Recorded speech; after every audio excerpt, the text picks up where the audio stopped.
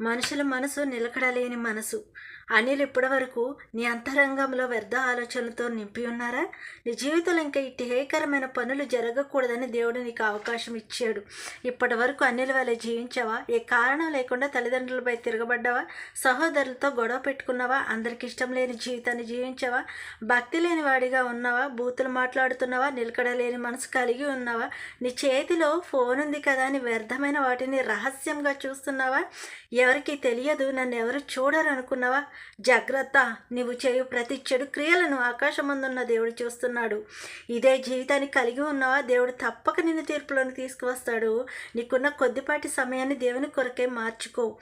నీ దేహము నశించిపోకుండా ఇప్పుడే ఇక్కడే ఈరోజే తీర్మానించుకో. నాలో ఉన్న చెడు క్రియలని తుడిచివేయము తండ్రి. దావీదు వలె నా యందు శుద్ధ హృదయం కలగజేయము, స్థిర మనసు నాలో నూతనముగా పుట్టించుము అని ప్రార్థన చేయి.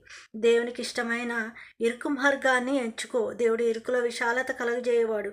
నా దేవుడు నీవు ప్రార్థనలో నిలకడగా ఉండునట్లు చేయును. ఆమేన్.